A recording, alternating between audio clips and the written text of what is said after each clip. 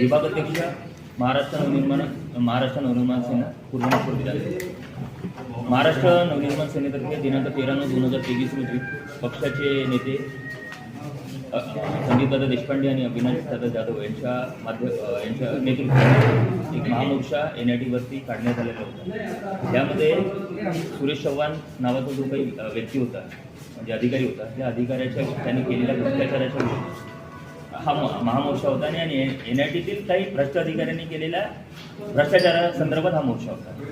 त्यावेळेला जे तत्कालीन सभापती होते मनोजकुमार सूर्यवंशी यांना निवेदन देण्यात आलेलं होतं. त्या निवेदनाच्या माध्यमातून आपण असंख्य पुरावे त्यांच्यासमोर त्यावेळेला सादर केले. पुराव्यामध्ये सगळे काही डॉक्युमेंट्स त्यांनी घेतले. त्याची स्वतःची प्रॉपर्टी त्यांनी एकच रस्ता जो नागपूर महानगरपालिकेने बांधला होता, तो महानगरपालिकेने बांधलेला रस्ता त्यांनी खोटे बिलं सबमिट करून NITने बांधला असे ते दाखवले होते. ते सुद्धा पुरावे आपण त्यावेळेला सबमिट केले होते. लोकांकडनं घेतलेले पैसे याचे सुद्धा आपण पुरावे त्यावेळेला सादर केलेले होते. काही लोकांकडनं त्यांनी 12 लाख 25 लाख रुपये घेतलेले आहेत, ते सुद्धा आपण पुरावे त्यावेळेला सादर केलेले होते.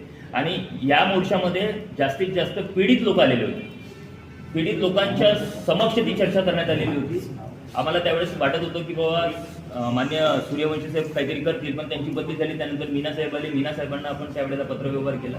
माननीय उपमुख्यमंत्री, आताचे मुख्यमंत्री आणि त्यावेळेसचे उपमुख्यमंत्री यांना सुद्धा आपण 2दा पत्रव्यवहार केला. त्यांनी सुद्धा त्याच्यावरती तात्काळ कारवाई करा असे दिशानिर्देश त्याच दिवशी दिल्याच्या नंतर आज ते पत्र कुठेही नागपूर सुधार प्रन्यासच्या कोणत्याही गोष्टीमध्ये ते दिसून राहिलेले नाही, रेकॉर्डवरतीच नाही. आज त्याच्यावरती चौकशी सुरू आहे. चौकशी सुरू असताना तो 10 वर्षाचा कार्यकाळ फक्त त्यांनी कुठे घालवला तर पूर्व नागपूर विधानसभेमध्ये, पूर्व नागपूर विभागीय कार्यालय इथेच त्यांनी म्हणजे तो तिथेच कार्यरत होता. शासकीय नियम काय म्हणते की प्रत्येक 3 वर्षात सरकारी अधिकाऱ्याची नोकरी म्हणजे बदली झाली पाहिजे, पण त्याला 10 वर्ष तिथे ठेवण्यात आलं. म्हणजे तो काय NITचा जावई होता, त्याला 10 वर्ष तिथे ठेवण्यात आलं. त्याला 10 वर्ष याच्यासाठी ठेवण्यात आलं होतं, त्याला मोठ्या प्रमाणात भ्रष्टाचार करू द्यायचा होता. आज तो भ्रष्टाचार आम्ही शासनाच्या समोर मांडला, पण शासन म्हणून शासनाने काहीतरी करायला पाहिजे होतं. आम्ही लोकशाही मार्गाने आजपर्यंत जाण्याचा प्रयत्न केला. म्हणजे लोकशाही मारण्याचा प्रयत्न जर कोणी केला असेल तर तो मान्य सभापतीने केला, असा आमचा स्पष्ट आरोप या पत्रपरिषदेमध्ये आहे.